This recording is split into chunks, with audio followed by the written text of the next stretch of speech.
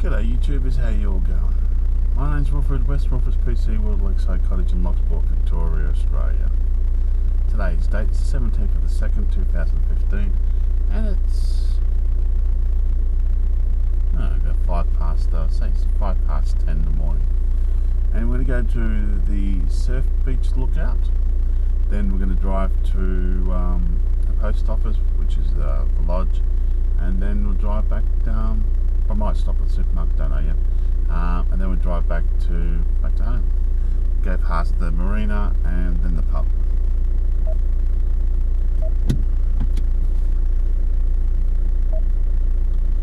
I hope you liked this video, and just so please subscribe.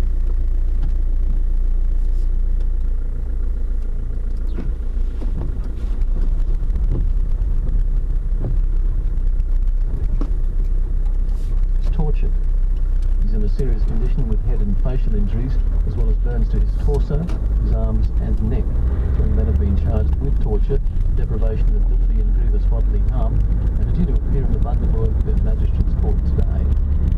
The widow of a man killed by an exploding tyre at the Central Queensland mine site in 2010 says he was distraught to hear of a similar fatality. Jonathan here has the details. Pam McDonald's husband Wayne was killed at Anglo-American's Foxley mine near Middlemount when a tyre he was changing exploded in 2010. Yesterday, one worker was killed and another was injured in similar circumstances at Anglo's Dawson mine near Mara. Miss McDonald says she feels for the families. I can imagine, I can feel the pain that they would be going through. She says she hopes the coronial inquest into her husband's death would stop another incident.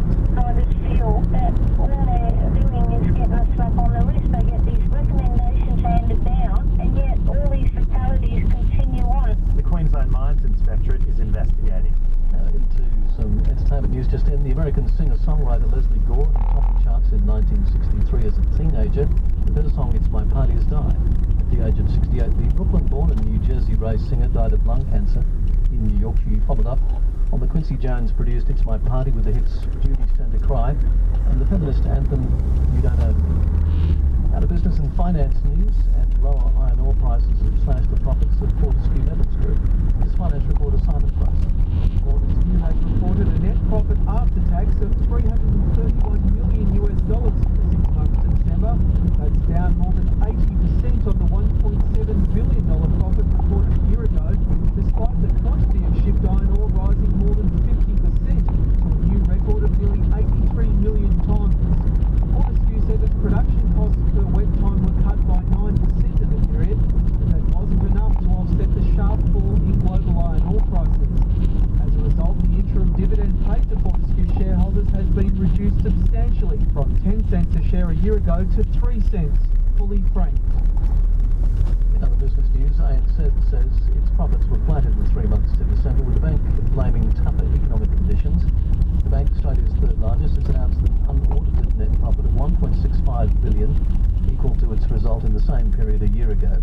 The unaudited cash profit, ANZ's preferred measure, increased by 3.5% to $1.79 billion.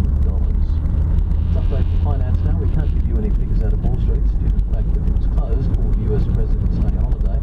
But our market has just opened, and the figures are pretty tame at the moment. The All Ordinaries on 5,821, not much movement at all, and the ASX 200 is on 5,857.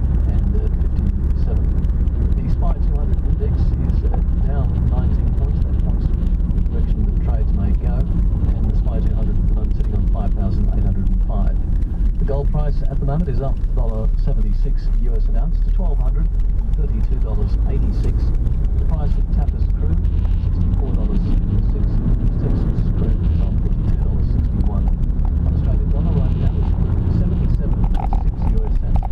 Cross rates, just under 68.5 euro cents, just under 92 Japanese yen. 1 Australian dollar at this very moment with $1.03.5.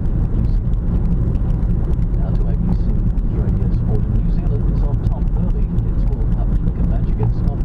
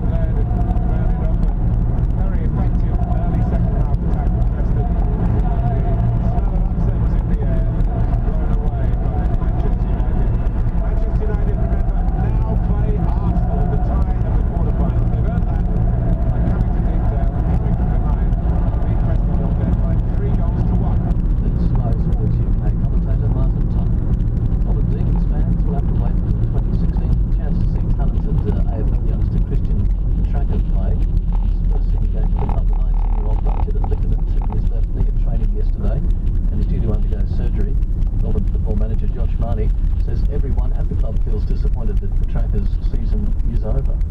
Devastating for Christian, and he's settled well to AFL, and it's one of those ones that he's now got to take his medicine and miss the season. But okay, welcome back. About to leave the Surf Beach car park. It's 18 degrees outside at the moment. Looks like it stopped raining.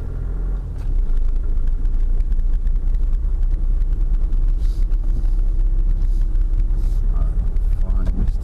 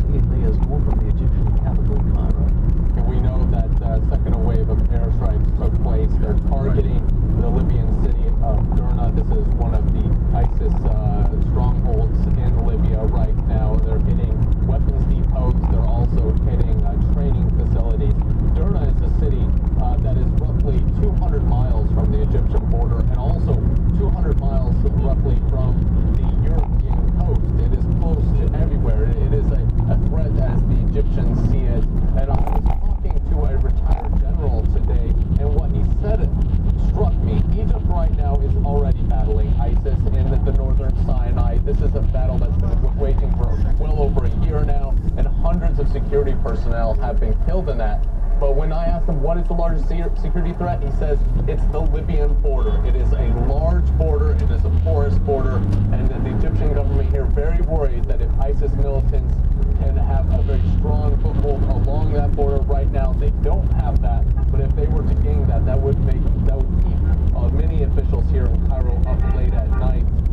Those airstrikes supposed to stop the advancement of ISIS, or at least damage their infrastructure. But Egypt also has thousands of civilians, citizens inside Libya. They're also right now trying to get all of them out, asking them to leave because they believe even the Muslims will now be a target because of Egyptian airstrikes. And Ian, in terms of the actual video of the beheading of the Egyptian Christians, this was the first we've seen from an ISIS group outside of Syria and Iraq. What does this say about the reach of ISIS and the broadening of this franchise? Well, this is definitely the first time we have seen just normal civilians being beheaded by the ISIS militants outside of Syria and Iraq. ISIS militants in Sinai have beheaded what they have called spies, spying for the Egyptian government and as well as Israel. But this sends a very big, a very large message, a warning to the outside world. And I think it's very poignant to point out that the message in this video was not in Arabic, the language spoken here in Egypt, but in English. A message to the West, saying that they are there, they have established a foothold, a strong foothold in Libya, and that they are willing, or they're aiming then to expand into the rest of the country, and also giving a warning that Europe is not safe. Libya is on Europe's doorstep. It is not hard it would not be hard for Libyan or for militants to really make that journey across the Mediterranean Sea. So this is going to also have European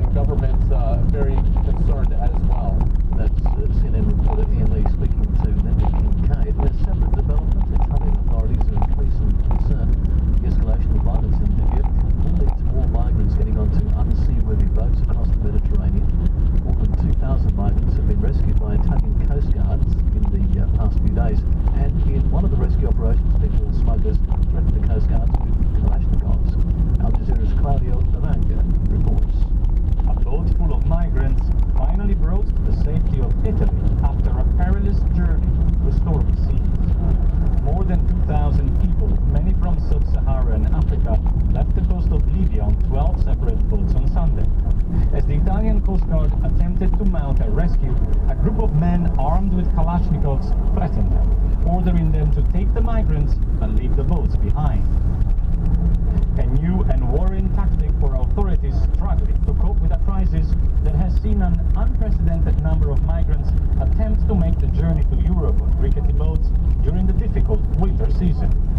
5,000 have now been rescued since the start of the year. Hundreds more have lost their lives trying. Italian authorities have warned that as many as 200,000 migrants are in Libya, ready to set sail for Europe. More than the 170,000 who were rescued during 2014, a fourfold increase on previous years. With this new wave of violence in Libya, there are fears that even more people will attempt to escape, and that fighters will try to reach Italy and Europe disguised as migrants, something Italian authorities say they need wider European help to prevent. That's Al Jazeera's Claudio Lavacca. Let's check the traffic flow now with Paul Ladder from the Australian Traffic Network. Hi Steve, looking through the list of events in Brisbane, they've all cleared out on me. I've got no crash, no breakdown, no nothing Gold Coast likewise. So I'll head down to Sydney where I find problems. A broken down coach, the eastbound on-ramp from James Roos Drive to the M4 at Granville heading up the hill. Now the M4 itself have had 5 separate incidents.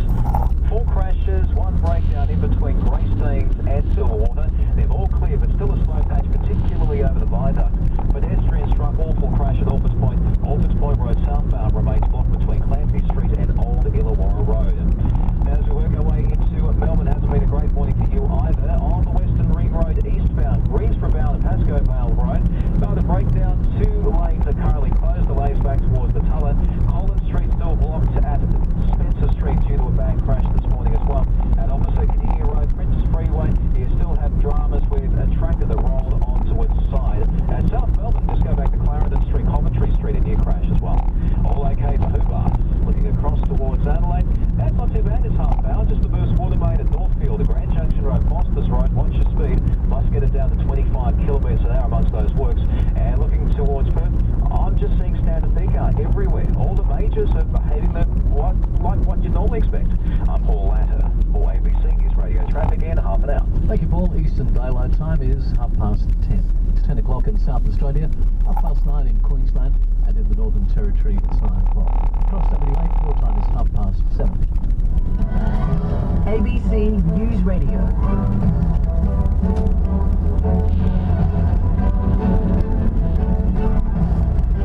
And we leave with some breaking news. A magnitude 6.8 earthquake has been recorded off the Honshu coast in northern Japan.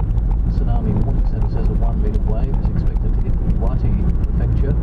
That's about now. Keep an eye on this and bring you developments as they arrive to us. Lawyers for death row inmates Andrew Chan and Mayuran Sukumaran are holding out hope the men will not be executed by Indonesian authorities. The Bali 9 pair will be transferred this week from their Bali prison to the island where they'll face a firing squad. Their legal team is still manoeuvring to stop the sentence from being carried out. Lawyer Peter Morrissey. Okay, YouTubers, we're about to leave the general store, or Loch Sport general store, / post office.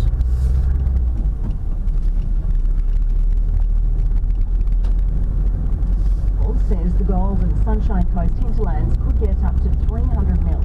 So with that, obviously,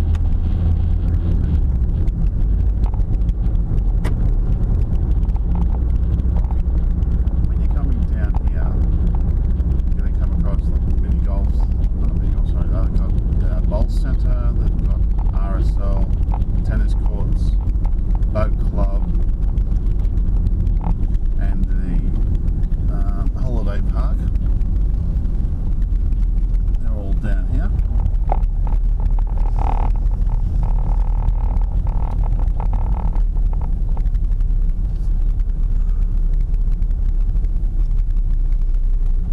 Anyone to view.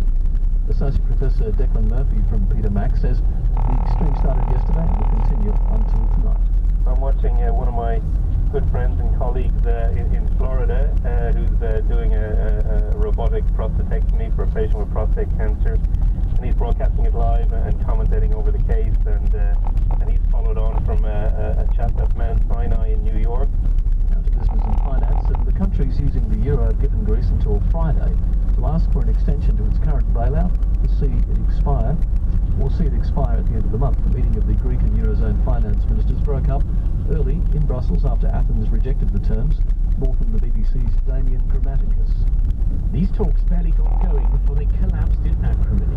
Draft agreement offering a 6-month extension of the current bailout with flexibility to change some aspects while a longer-term deal is negotiated was rejected by Greece's new anti-austerity government as absurd and unacceptable.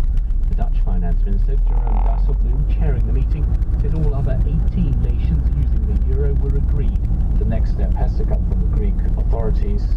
I think we can use this week, but that is about it. Greece's finance minister, Yanis Varoufakis, said he had been prepared to agree an extension, not under the current conditions. In the history of the European Union, nothing good has ever come out of ultimatum. I have no doubt that in the next few days, any notion of an ultimatum is going to be withdrawn.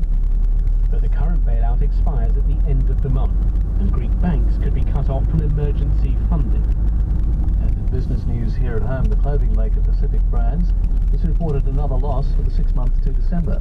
The owner of the Bonds brand has posted a net loss of nearly $109 million, still an improvement on the $219 million loss in the prior period. Pacific says sales increased by 6%. The company has claimed the loss of non-cash write-down sports result. Australian share market is open lower this morning. In the session, the All Orders Index is down 0.41% at the moment. It is down 29 points, up to 5,820. The ASX 200 has lost 32 points in trade so far, 5,807. Finance stocks are driving the losses with ANZ and Commonwealth each down 2.7%. Fortescue is up 0.4%, despite reporting a massive fall in profit. Australian dollar right now is buying 77.6 US cents, 15.5 British pounds.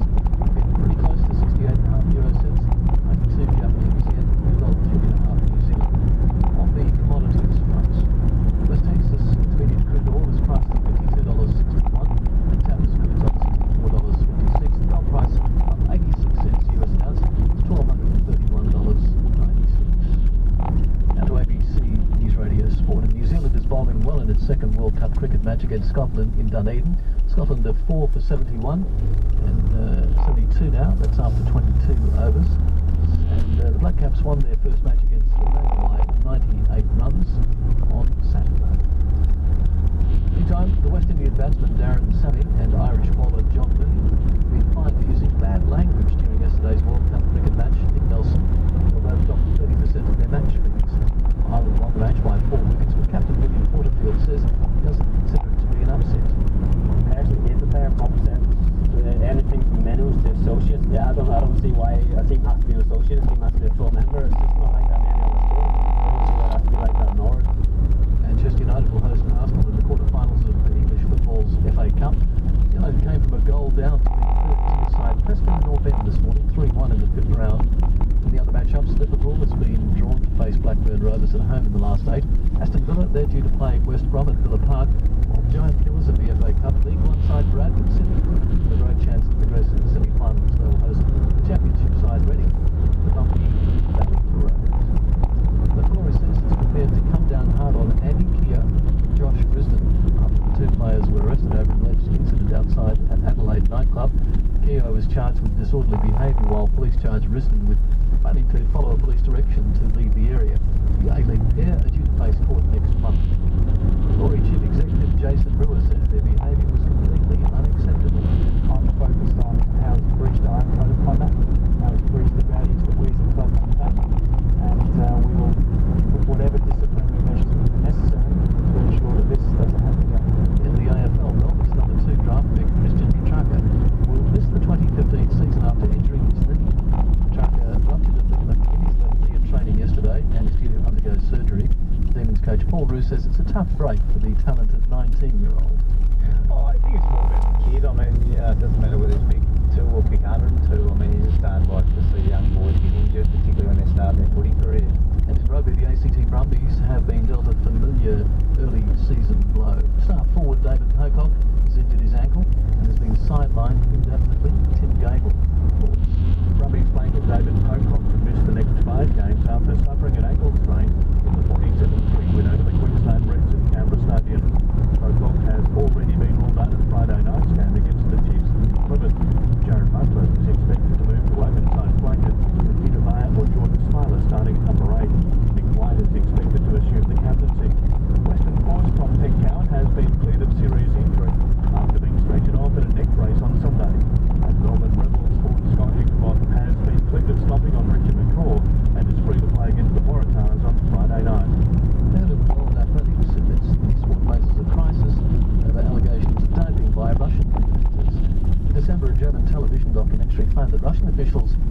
erratically supplied banned substances to athletes and covered up tests.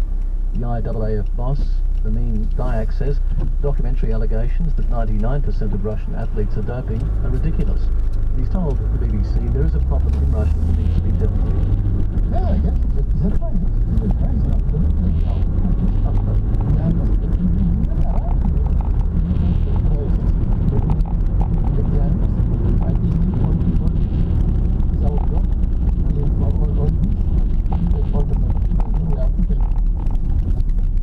Marathon runner who crawled to the finish line has been rewarded for her bravery. The organisers of Sunday's Austin Marathon in Texas adjusted prize money for Maya Getich, giving her what she would have earned if she'd come second. Getich was in the lead when she collapsed 50 metres from the end, determined to finish the race. She continued on her hands and knees and eventually finished third. Let's have a look at the weather now.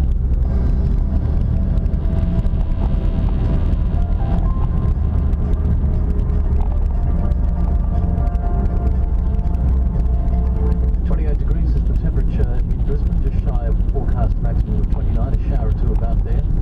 It's mostly sunny.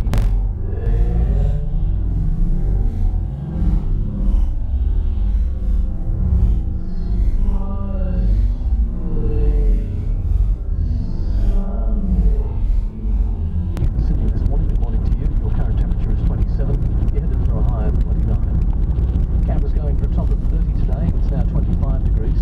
An afternoon shower or two has been predicted and a possible storm as well. For Melbourne today, possible morning drizzle, 21 degrees the expected high throughout the course of the day. It's up to about 19 in Melbourne now. And Hobart's on 15 degrees, going for a maximum of 19. Morning drizzle at times has been forecast there.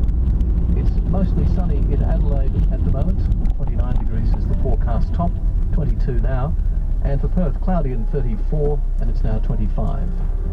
And the outlook for Darwin for the remainder of the day, a shower or two, a possible storm, your maximum expected to reach 32. Already it's 30 degrees across Darwin.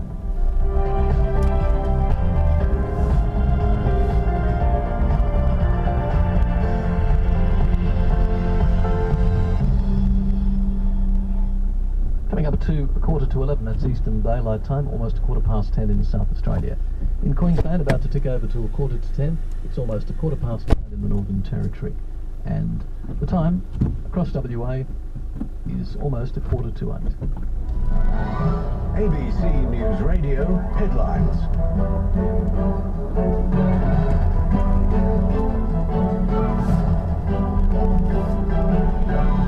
Japan has issued a tsunami advisory following a 6.9 magnitude earthquake in northern Japan. The Social Services Minister Scott Morrison has dismissed suggestions the family home could be part of an assets test for the age pension. The Tasmanian Independent MP Andrew Wilkie is calling for an immediate suspension of greyhound racing nationally after gruesome footage aired on the ABC showed live animals being used as training lures. And severe weather conditions are set to buffet the southeast of... My name's Wilfred, West Wilfred's PC World, Lakeside Cottage in Loch Sport, Victoria, Australia, signing off. Thank you for watching my videos, and all comments are welcome. You all have a great day now.